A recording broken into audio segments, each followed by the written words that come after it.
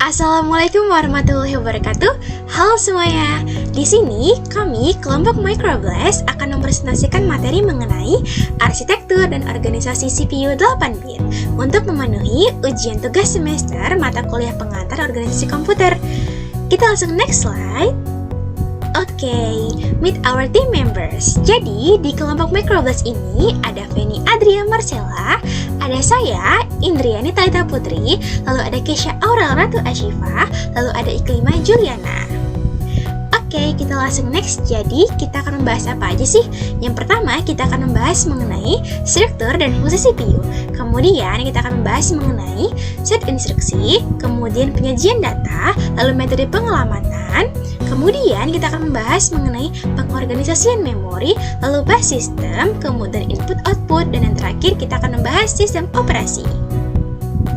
Kita langsung next ke materi pertama, yaitu apa itu CPU.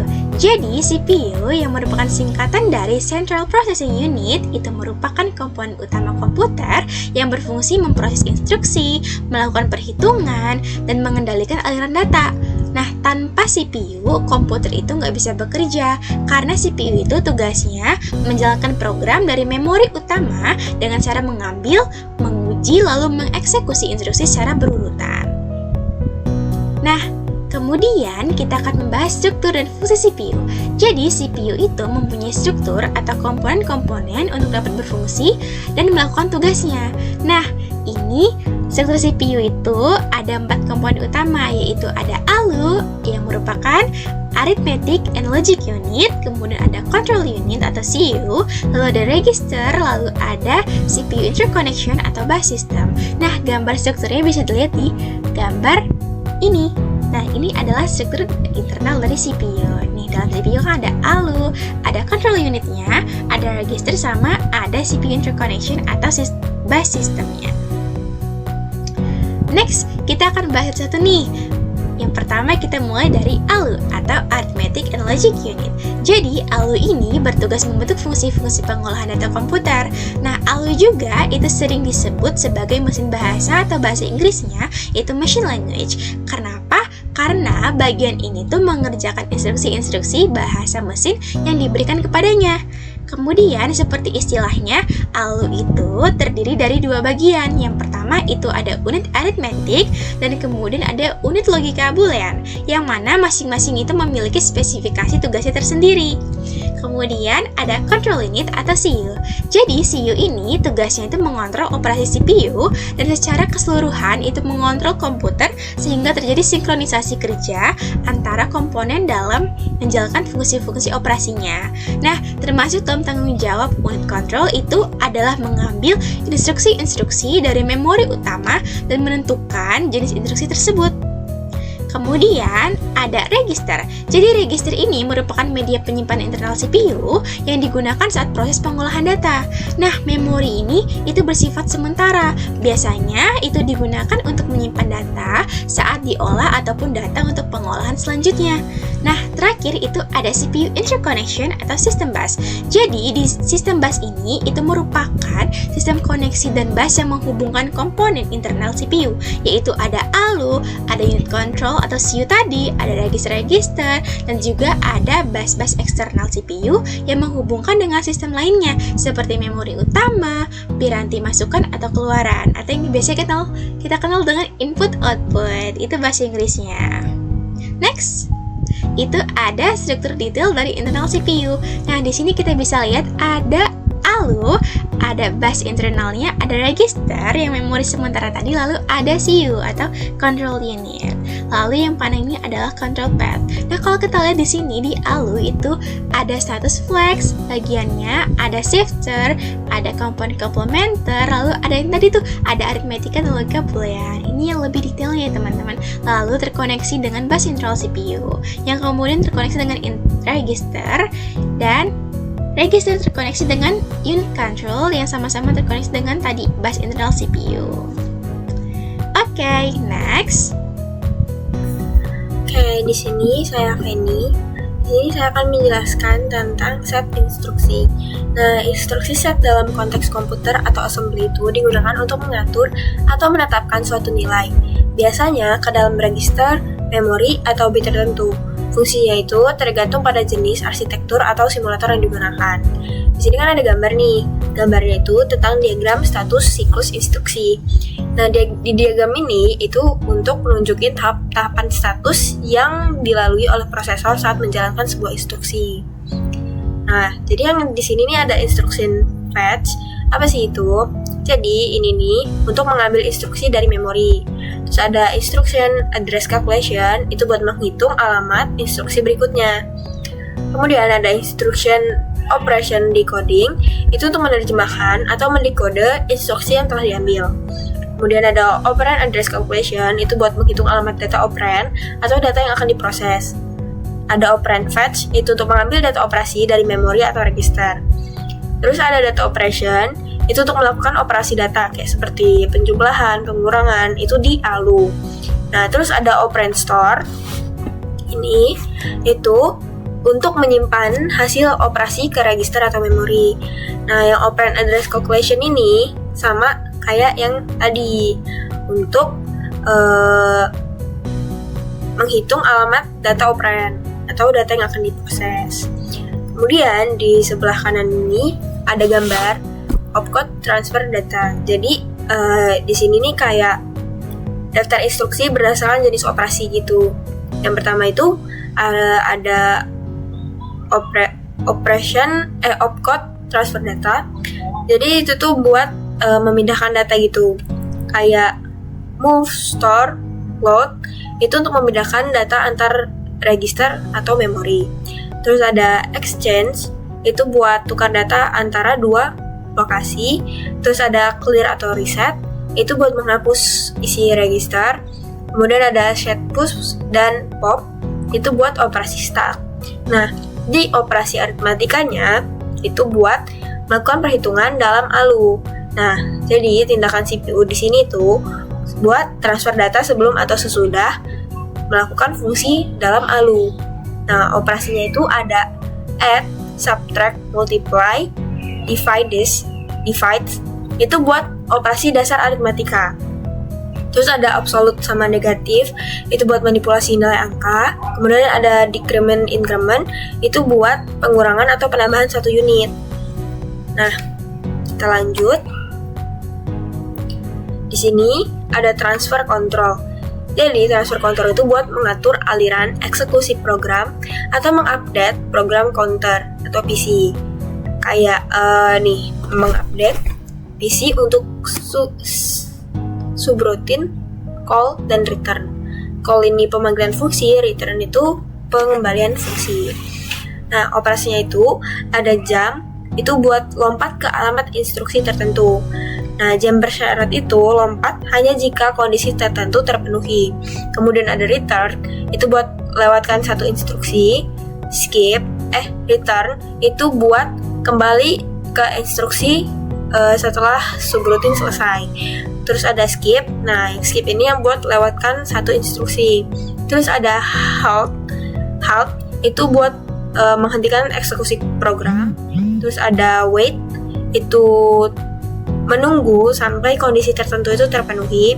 Kemudian ada no, itu atau no operation, itu berarti nggak melakukan apa-apa, hanya lanjut ke instruksi berikutnya. Biasanya itu digunain kayak untuk delay atau perataan instruksi. Kemudian di sini ada operasi logika. Nah, operasi logika itu buat melakukan bit level di dalam ALU. Nah, jadi yang pertama itu ada AND, itu bit per bit, dan terus OR itu bit per bit, atau NOT itu negasi bit atau komplement. Terus kalau misalnya XOR, ini maksudnya XOR ini ya, exclusive OR, itu buat bit per bit XOR. Nah, terus ada compare, itu buat membandingkan dua operan, biasanya digunakan dalam persyabangan. Terus ada shift, itu geser ke bit kiri atau kanan. Terus ada rotate, memutar bit atau dari kiri ke kanan atau sebaliknya, dari kanan ke kiri. Nah, di sini ada input atau output. Jadi kalau input atau output itu buat mengatur komunikasi antara CPU dan perangkat I/O, kayak misalnya keyboard, printer, sensor, kayak gitu. Nah, jadi jenis operasinya itu ada input, buat membaca data dari perangkat luar ke CPU. Terus ada output, itu buat mengirim data dari CPU ke perangkat luar. Terus ada start I/O, itu buat memulai operasi input atau output. Terus ada test I/O, itu untuk mengecek status perangkat input atau output. Jadi gitu. Selanjutnya penyajian data. Representasi bilangan. Komputer tidak memahami angka seperti manusia. Untuk itu, komputer merepresentasikan angka dalam beberapa sistem bilangan, yaitu binar basis 2, hanya terdiri dari angka 0 dan 1, contohnya 110. Dalam binar, kalau dalam desimal itu 13. Kemudian ada desimal basis 10. Ini adalah sistem bilangan yang kita gunakan sehari-hari, contohnya tuh dari angka 0 sampai dengan 9. Kemudian oktal basis 8 dan heksadesimal basis 16. Keduanya digunakan untuk meringkas data biner supaya lebih mudah dibaca. Misalnya 255 desimal, dalam desimal itu kalau di convert ke binar itu 111111111. Kalau 255 itu juga bisa ditulis sebagai FF pakai huruf kapital dalam heksadesimal. Kemudian representasi bilangan bertanda. Komputer juga harus bisa menyatakan bilangan negatif, dan untuk itu digunakan beberapa metode. Yang pertama itu adalah sign and magnitude. Bit pertama menunjukkan tanda 0 artinya positif, 1 artinya negatif. Misalnya 1001 artinya negatif 1 jika bit pertama 1 negatif dan sisa 001 sama dengan 1. Komplement 1. Bilangan negatif adalah kebalikan atau inverse dari bilangan positif. Contohnya angka 5. Itu dia kalau binar ya 000000101. Kalau negatif 5 itu dia sama dengan 111111010. Kemudian ada komplement 2. Ini tuh paling umum digunakan karena kita memudahkan untuk perhitungan aritmatika seperti penjumlahan dan pengurangan. Jadi keunggulannya itu dia menghilangkan masalah 2 0, tidak ada plus 0 dan negatif 0. Nah, jadi singkatnya komputer pakai sistem binar tapi kadang disingkat jadi oktal atau heksadesimal. Untuk bilangan negatif, metode komplement 2 paling sering dipakai karena praktis dan efisien. Selanjutnya representasi karakter. Komputer tuh nggak hanya nyimpan huruf seperti yang kita lihat, melainkan menyimpannya dalam bentuk angka biner melalui standar tertentu. Yang pertama itu ada kode ASCII, American Standard Code for Information Interchange. Dia tuh menggunakan 7 bit untuk representasi huruf, angka, dan simbol dasar. Contohnya ini ada huruf A. A itu kalau kita convert ke desimal itu 65, tapi kalau di binar tuh dia 01000001. Tapi kalau kita pakai kode ASCII ini dia terbatas, dia cuma bisa nampung 128 karakter. Kemudian yang kedua itu ada Unicode, dia tuh menggunakan 16 bit atau lebih. Dia tuh juga bisa ngerepresentasiin semua bahasa di berbagai dunia, termasuk simbol ataupun emoji. Contohnya ini ada karakter dalam bahasa Mandarin, kalau di convert itu jadi U plus 4F60. Jadi kalau Unicode ini lebih sering dipakai dan jadi standar modern karena jangkauannya luas, jadi kayak ya lebih enak aja pakai Unicode dibanding ASCII yang terbatas. Kemudian representasi gambar, suara, dan video. Kalau gambar tuh gambar digital direpresentasikan sebagai kumpulan pixel atau titik-titik kecil. Setiap pixel tuh menyimpan nilai warna dalam format RGB, red, green, blue. Biasanya tiap warna pakai 8 bit, RGB itu sama dengan 3 dikali 8 bit, jadi 24 bit per pixelnya.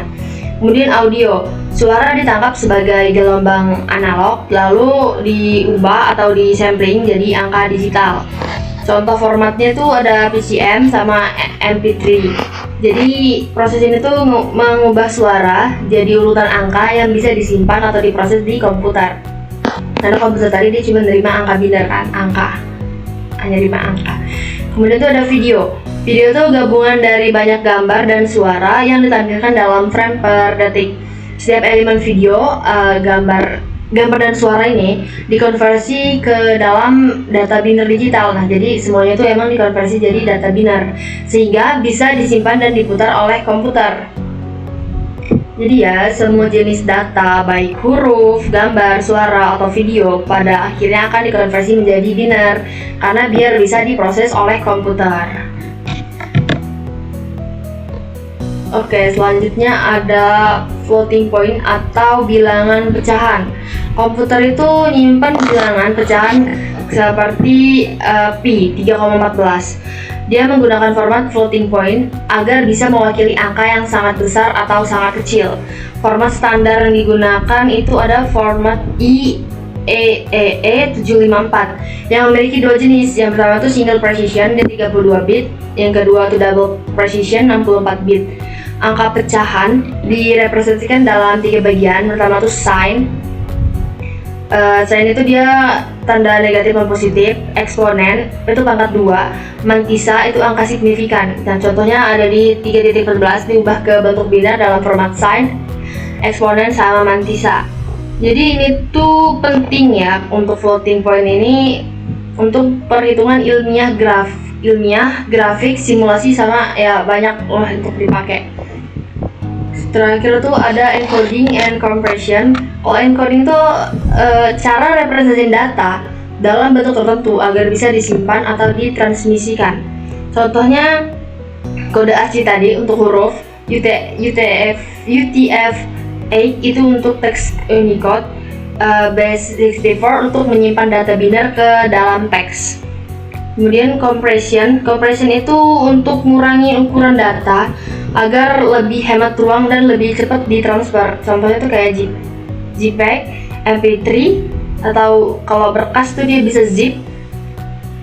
Jadi kalau dia ukurannya lebih kecil dibanding sama file aslinya itu lebih cepat aja, dan kualitasnya mungkin agak berkurang tapi masih bisa dilihat kalau digambar. Terus itu kalau video tuh masih bisa dilihat dan didengar, kan kalau suara dikompres tuh masih bisa didengar juga. Oke, next kita akan membahas metode pengelamatan. Nah, sebenarnya apa sih metode pengelamatan itu? Jadi, metode pengelamatan itu adalah bagaimana caranya kita itu menunjuk dan mengelamati suatu lokasi memori pada sebuah alamat di mana operan itu akan diambil. Nah, metode pengelamatan ini itu diterapkan pada set instruksi. Nah, di mana pada umumnya instruksi itu terdiri dari opcode atau kode operasi dan alamat. Kemudian, di sini ada tabel metode pengelamatan CPU. Jadi, di metode ini tuh ada beberapa mode. Yang pertama itu ada immediate, lalu ada direct, ada indirect, ada register indirect, ada displacement, lalu yang terakhir ada stack. Nah, per modenya ini itu mereka masing-masing memiliki algoritma, memiliki advantage dan disadvantage-nya tersendiri. Contohnya di direct dan indirect. Nih, di sini algoritmanya bisa kalian lihat perbedaannya. Lalu untuk advantage-nya, untuk yang direct itu dia lebih simple. Lalu kalau untuk indirect dia itu large address space. Oke, kemudian untuk disadvantage-nya di direct itu limited gitu loh address space-nya, sedangkan di indirect dia multiple memory reference. Jadi begitu teman-teman. Next. Selanjutnya pengorganisasian memori. Yang pertama arsitektur von Neumann. Dia memori menyimpan instruksi dan data dalam suatu tempat sederhana tapi bisa menyebabkan kemacetan karena akses yang bersamaan. Kedua, arsitektur Harvard. Memori untuk instruksi dan data terpisah memungkinkan akses paralel dan kinerja lebih cepat karena dia nggak yang bersamaan itu, karena dia terpisah datanya, tapi dia lebih rumit dan butuh lebih banyak sumber daya. Yang ketiga tuh organisasi memory cache. Memorinya cepat yang menyimpan data dan instruksi yang sering digunakan, tersusun dalam tingkatan untuk meningkatkan kinerja dengan mengurangi waktu akses. Organisasi memori virtual. Ini memungkinkan komputer menggunakan lebih banyak memori daripada fisiknya dengan menciptakan ruang alamat virtual yang dipetakan ke memori fisik. Yang kelima, organisasi memori flash. Memori non-volatil di perangkat portable, data disimpan dalam blok dan halaman untuk operasi baca tulis efisien. Jadi ini ideal untuk perangkat seperti USB dan kartu memori. Persyaratan sistem manajemen memori. Yang pertama itu distribusi memori. Sistem itu harus bisa membagikan memori ke setiap proses sesuai kebutuhannya. Sistem juga harus memastikan pembagian memori ini efisien agar tidak terjadi pemborosan kayak fragmentasi memori. Kalau udah pemborosan itu kan dia berarti memorinya gak terbagi secara efisien ya. Kemudian tuh ada keamanan memori. Setiap proses tidak boleh bisa mengakses atau mengubah bagian memori yang bukan miliknya. Ini itu penting karena biar datanya aman dan tidak terjadi kebocoran data. Kemudian dialokasi memori. Ketika suatu proses selesai menggunakan memori, sistem harus bisa mengembalikannya ke RAM agar bisa dipakai proses lain. Jadi memori itu masih bisa tetap dipakai lagi gitu loh untuk selanjutnya. Kemudian tuh berbagi memori. Jadi sistem itu harus mendukung fitur berbagi memori antara proses.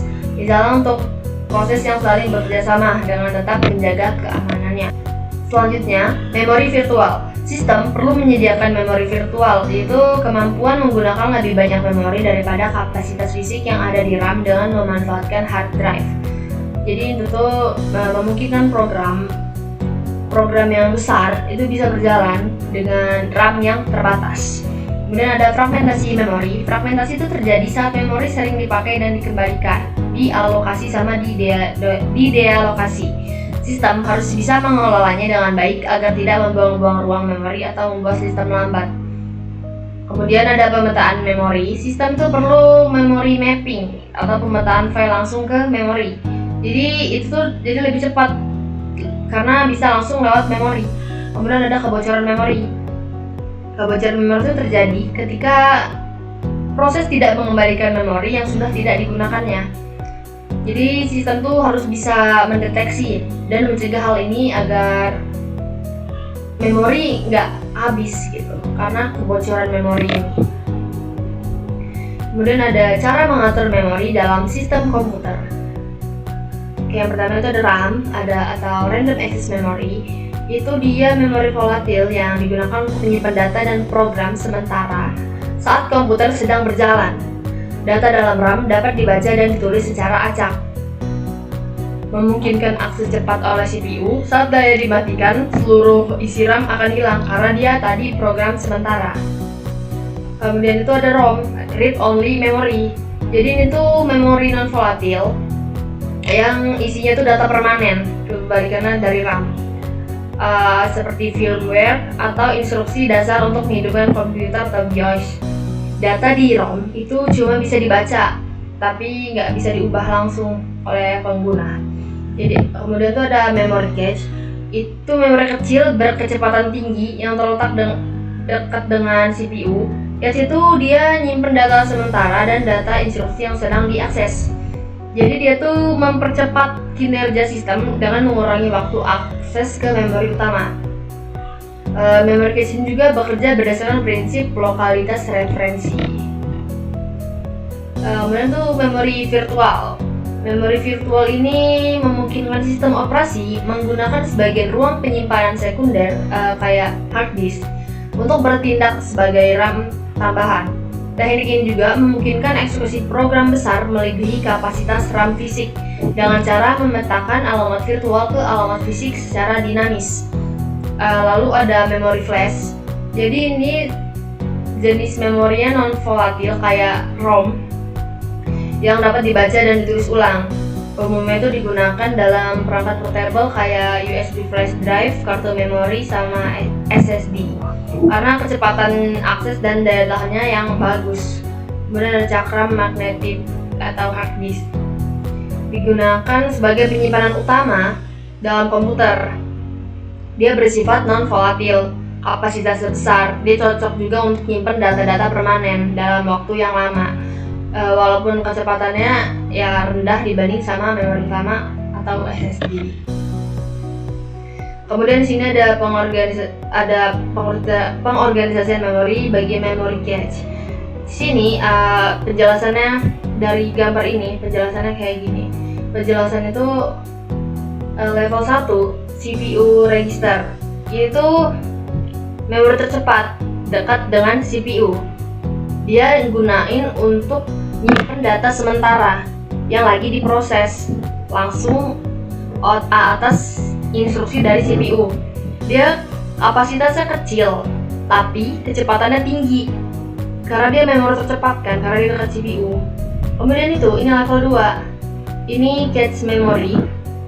Dia ada di antara CPU sama memori utama. Oke, memori utama tuh nanti di level 3. Yang ini tuh, dia itu tujuannya ngurangin waktu akses data dari memori utama dengan menyimpan data yang sering digunakan.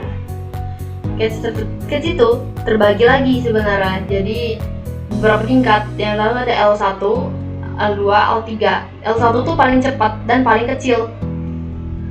Kemudian ada L2 sama L3. Kalau di gambar ini cache itu mewakili level yang L2 yang lebih besar dari L1 tapi lebih lambat dan terletak sedikit agak jauh dari CPU. Kemudian ini level 3. Level 3 main memory atau RAM, memori utama. Dia tuh digunain untuk program data yang sedang dijalankan. Kecepatannya tuh lebih rendah dibanding cache sama register, tapi kapasitasnya jauh lebih besar. Kalau kita lihat dari gambar aja kita udah bisa lihat ya, kayak CPU itu kecil, kayak memori cache kecil, tapi sedangkan main memory itu lebih besar. Jadi data dari RAM akan dikirim ke cache sebelum ke register jika diperlukan oleh CPU. Jadi dia dari main memory, data itu ke memory cache, kemudian data itu pergi ke CPU, baru dia nanti diproses. Oke, jadi selanjutnya itu ada sistem bus. Nah, sistem bus adalah suatu cara untuk menghubungkan berbagai komponen dalam komputer seperti prosesor, memori, dan perangkat input-output. Nah, bus ini berfungsi sebagai jalur atau saluran komunikasi untuk mentransfer data antar komponen-komponen tersebut. Nah, terdapat beberapa jenis bus dalam sistem komputer. Yang pertama itu ada bus data. Itu buat menyediakan jalur untuk mentransfer data antara komponen-komponen dalam sistem komputer, misalnya antara prosesor dan memori. Terus ada bus alamat. Itu digunakan untuk menentukan lokasi memori atau perangkat input-output yang akan diakses. Nah, bus ini membawa informasi tentang alamat memori atau perangkat yang akan dibaca atau ditulis. Terus ada bus control, itu buat berfungsi untuk mengatur dan mengendalikan operasi di dalam sistem komputer, seperti memberi sinyal untuk membaca atau menulis data, atau memberitahu apakah datanya sudah siap untuk diproses. Terus, hubungan antara bus alamat, bus data, dan bus kontrol itu sangat erat, karena bus alamat itu menentukan lokasi memori atau perangkat yang akan diakses, sementara bus kontrol itu buat mengatur operasi yang dilakukan, seperti membaca atau menulis data. Nah, bus data kemudian mentransfer data sesuai dengan alamat dan operasi yang diatur oleh bus kontrol. Ketiganya bekerja sama untuk memastikan data itu bisa dipindahkan dengan benar antara komponen-komponen komputer. Nah, di sini ada gambarnya kayak gini. Jadi, di gambar ini kan ada komponen kayak CPU, memori, input/output. Terus ada ini control bus, address bus, data bus. Jadi, mereka ini kayak kalau misalnya CPU mau mengakses alamat. Jadi CPU ini menempatkan alamat yang ingin diakses ke address bus. Nih, ke sini. Terus, alamat ini dikirim ke memori atau I/O. Itu lewat jalur address bus. Terus, kalau CPU itu mau memberikan sinyal kontrol, jadi CPU ini mengirimkan perintah ke control bus. Di control bus. Nah, misalnya kayak read untuk baca, write nulis, atau IO start. Nih, lewatnya jalur control bus. Terus, komponen tujuan itu yang merespon jika memori I/O itu mengenali alamatnya dan perintahnya itu sesuai, komponen itu akan mengirim atau menerima data.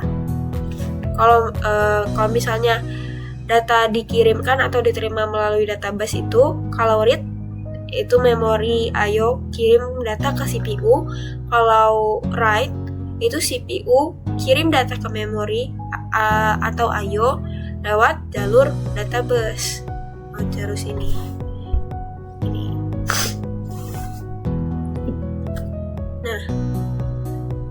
Jadi kayak nih, kalau dari sini ke sini, jadi kayak CPU itu buat ngendaliin jalur komunikasi, kayak buat prosesnya lah, pusat proses. Terus kalau si address busnya itu kayak lebih aktif lebih dulu buat kayak cari lokasi gitu. Terus kalau control bus itu buat memberi instruksi, kemudian ada database itu buat kayak penggunaan terakhir gitu, kayak untuk mengangkat datanya. Nah,